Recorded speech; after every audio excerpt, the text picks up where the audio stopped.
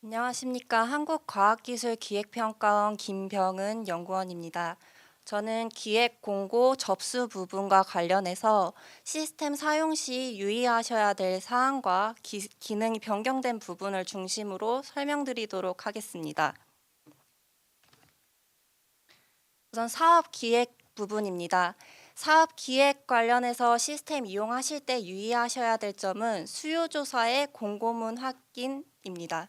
특히 공고문에서 수요조사 제출 양식과 추가로 입력하셔야 되는 사항을 반드시 체크해 주시기 바랍니다. 수요조사 공고 조회하시는 화면입니다. 수요조사 수요조사 공고 목록을 조회하실 수가 있습니다. 저희가 이전 시스템에서는 공고 목록 상단에 접수 서식 다운로드가 있어 표준화된 제출 양식을 다운받으실 수 있었습니다. 하지만 시스템 개선을 통해서 공고별로 서식이 다를 경우를 대비하기 위해 공고를 선택하신 다음에 상세 페이지 내에서 접수 양식을 다운받으실 수 있도록 시스템이 개선되었습니다. 그래서 수요조사 공고의 상세 페이지에서 접수 서식을 다운로드 받아주시면 됩니다. 수요조사 공고에서 작성하기 버튼을 누르시면 보여지는 화면입니다. 해당 화면에서 주의하셔야 될 점은 추가 정보 탭과 기술 분류 항목입니다. 공고별로 추가 정보와 기술 분류 입력 항목이 서로 상이하기 때문에 이 부분에 대해서는 공고문을 사전에 확인하셔서 입력을 해 주시기 바랍니다. 다음으로는 사업 공고 기능 관련해서 안내 드리겠습니다.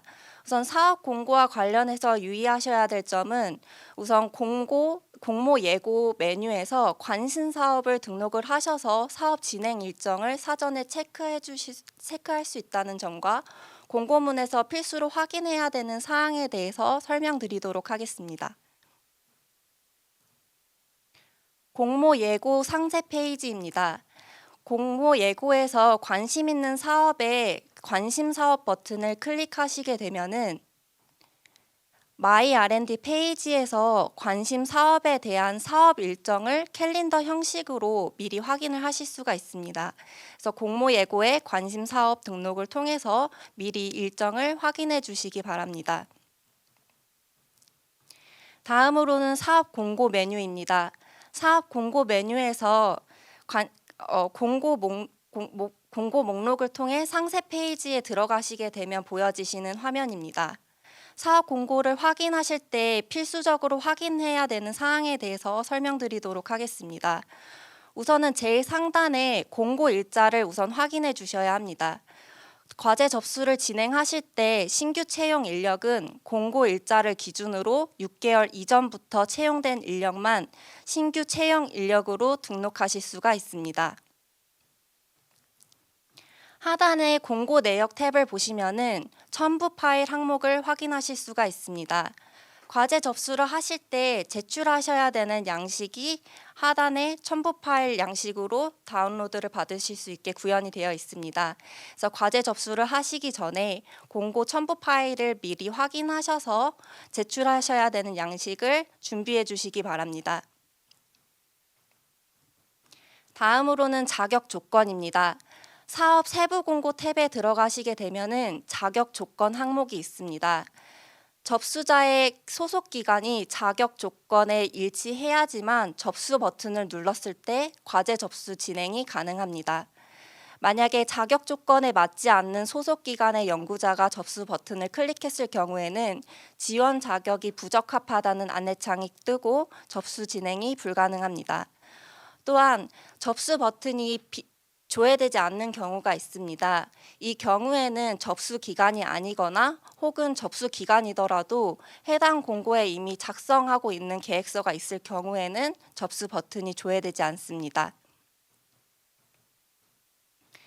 다음 탭은 기획과제 탭입니다. 해당 탭은 지정 공모의 경우에만 활성화가 됩니다. 기획과제 탭에서는 기획과제에 대한 정보를 확인하실 수가 있습니다. 지정 공모에 대한 과제 접수를 진행하실 때 자신이 지원하는 기획 과제명을 선택하도록 되어 있습니다. 따라서 과제 접수를 진행하시기 전에 공고에서 기획 과제 정보를 사전에 꼭 확인을 해주셔야 합니다. 다음 탭은 공고 안내사항 탭입니다. 해당 탭은 전문기관 사업 담당자가 과제 접수를 할 때 특히 유념해야 되는 점을 정리해 놓은 페이지입니다. 그래서 과제 접수를 진행하시기 전에 공고 안내사항 탭에서 과제 접수 시 유의해야 되는 사항을 미리 사전에 체크해 주시기 바랍니다.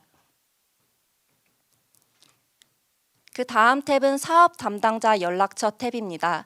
사업 담당자 연락처 탭에서 각 내역 사업별 사업 담당자와 전화번호를 확인하실 수가 있습니다. 시스템 관련 이용 문의의 경우 아이리스 콜센터를 통해 대응이 가능하며 사업이나 공고문과 관련된 문의사항은 사업 담당자를 통해서 문의를 주셔야 합니다. 이렇게 사업 공고까지 확인이 되셨으면 그 다음 과제 접수 단계입니다. 과제 접수 메뉴에서 유의하셔야 될 점은 사전에 연구 책임자의 경력 정보와 학력 정보를 사전에 입력해 주셔야 하고 최종 확인 버튼을 통해 과제 접수 과정에서 수시로 데이터를 검증하셔야 된다는 점입니다. 신청 공고 목록 메뉴에 들어가시면 가장 먼저 보여지는 화면입니다. 해당 화면에서 현재 진행 중인 공고 목록을 확인하실 수가 있습니다. 해당 목록에서 주의하셔야 될 점은 지원하는 공고가 기관 담당자 승인 대상인지에 대한 여부를 꼭 확인해 주셔야 합니다. 이 기관 담당자 승인 대상 공고의 경우에는 연구 책임자가 제출한 다음 기관 담당자 승인 기간 내에 기관 담당자의 승인을 받아야지만 최종적으로 과제 접수가 제출이 됩니다. 또한 해당 화면에서 접수 버튼도 확인하실 수가 있습니다.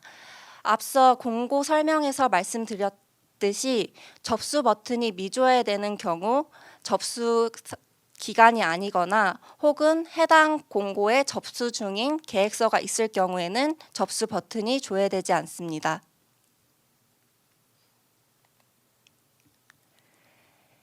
접수 버튼을 통해서 계획서를 작성하시게 되면은 하단의 과제 목록에 작성 중인 계획서의 목록을 확인하실 수가 있습니다. 상세 버튼을 통해서 이어서 작성이 가능합니다. 또한 이때 계획서 작성 권한은 연구 책임자와 연구개발 과제 실무 담당자 그리고 연구개발 지원 담당자가 작성이 가능합니다. 하지만 과제 접수의 최종 제출은 반드시 주관 연구개발기관의 연구 책임자분께서 진행해 주셔야 합니다. 상세 버튼을 누르게 되면 보여지는 화면입니다. 해당 화면부터 실제로 계획서에 대한 정보를 작성하시게 됩니다. 해당 화면에서 설명드릴 부분은 기관 담당자 승인과 기관 담당자 반려 버튼입니다. 앞서 공고 목록에서 기관 담당자 승인 대상 공고의 경우에만 해당 버튼이 활성화가 됩니다. 또한 기관 담당자 승인 대상 공고가 아닐 경우에는 연구 책임자가 제출 버튼만 누르게 되면은 기관 담당자 승인 상태로 자동으로 변환되게 됩니다. 그 다음으로 저희가 신규로 추가된 기능입니다. 계획서를 작성하시다가 갑자기 추가로 더 작성해야 될 부분이 생기실 경우 이 변경 사유 버튼을 통해서 공고 설정이 변경된 이력을 확인하실 수가 있습니다. 해당 변경 사유를 통해 전문기관에서 과제 접수 시 변경한 내용을 확인하실 수가 있습니다.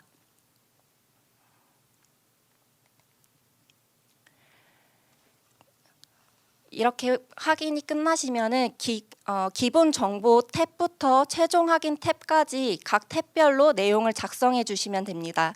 각 탭별로 주의사항에 대해서 안내드리도록 하겠습니다. 우선 기본 정보 탭에서 가장 중요한 항목은 공모 분야명입니다. 공모 분야명 같은 경우에 한번 선택을 하시고 저장을 하시면 이외에 변경이 불가능합니다. 만약에 공모 분야명 변경이 필요하실 경우에는 접수 취소 후에 신규로 계획서 작성을 진행해 주셔야 합니다. 다음으로 연구기간 탭입니다. 연구기간 탭에서 중요한 점은 과제 계획서를 작성하시는 도중에 기관 정보나 아니면 회원 정보를 변경하셨을 경우 각 화면에 있는 동기화 버튼을 눌러주셔야만 수정된 정보가 계획서에 반영되게 됩니다. 그래서 만약에 기관 정보나 연구자 정보에 수정이 있으셨다면 계획서 화면에서 동기화 버튼을 반드시 눌러주시기 바랍니다. 연구기간 탭에서 또 중요한 항목이 규정 적용 예외 사유 항목입니다. 사업 특성에 따라서 연구개발비 구성 비율이 국가연구개발혁신법과 상이한 경우가 있습니다. 이 경우에는 규정 적용 예외 사유를 체크를 해주셔야지만 연구개발비 정보를 입력하실 때 기관 부담금 제약이 해제가 됩니다. 따라서 이 부분은 공고문에서 미리 확인을 하셔서 자신이 예외 사유에 해당되는지를 미리 체크해 보실 필요가 있습니다. 해당 항목과 관련하여 시스템 개선된 부분이 있어서 먼저 말씀을 드리도록 하겠습니다. 해당 기능은 5월 1일부터 적용될 예정입니다. 저희가 기존에 국가 성과 기속 과제의 경우에는 규정 적용 예외 사유에서 성과 기속 항목을 반드시 체크해 주셔야지만 기관 부담금 부담 제약이 해제가 되었습니다. 하지만 5월 1일부터 시스템이 개선이 되면서 연구자분께서는 별도로 설정하실 필요 없이 사업 담당자의 설정에 의해서 국가 귀속 과제의 경우에는 자동으로 기관 부담금에 대한 제약이 해제가 됩니다. 해당 작성하고 있는 과제가 국가 귀속에 해당되는지 확인하시려면은 기본 정보 탭에서 성과 귀속 항목을 확인해 주시면 됩니다. 연구기간 탭 이어서 설명드리겠습니다. 연구기간 탭에서 또 중요한 점이 연구 책임자의 연구 업적을 입력하는 화면입니다. 연구 업적 항목에 상세 버튼이 활성화되어 있을 경우에는 반드시 연구 책임자의 학력과 경력 정보를 등록을 해주셔야 됩니다. 사전에 국가 연구자 정보 시스템에 등록이 되어 있어야 하며 계획서를 작성하실 때에 NRI에 등록한 정보를 체크하셔서 한 번 더 입력을 하도록 되어 있습니다. 이때 만약에 NRI에서 부서명을 누락하신 경우에는 접수 화면에서 바로 부서명을 입력할 수 있도록 시스템이 개선이 되었습니다. 그래서 만약에 NRI에서 부서명을 누락하셨다면은 계획서 작성 화면에서도 바로 입력이 가능하십니다. 연구기간 탭 관련해서 5월 중 개선될 사항입니다.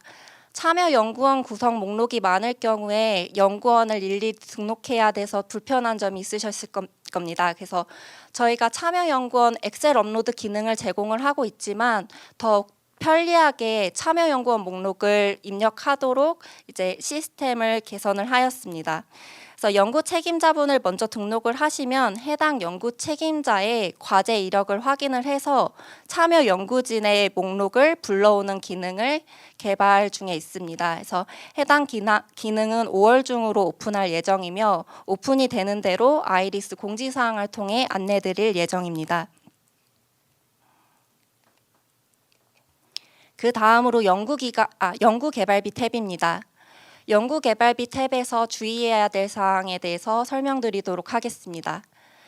연구개발비 탭 상단에 보시면은 재원별 연구비 구성 화면이 있습니다. 각 연구개발 기관별로 정부 지원금과 기관 부담금을 입력하도록 되어 있습니다. 입력하실 때 상단에 공고, 연구기간 조회 버튼을 누르시게 되면은 사업 담당자가 설정한 정부 지원금 한도를 확인하실 수 있습니다. 해당 한도 내에서 입력해 주셔야지만 저장이 가능합니다. 재원별 연구비 구성을 입력을 하셨으면은 해당 재원 총액에 맞게 비목별 연구비 구성을 입력을 해 주셔야 합니다.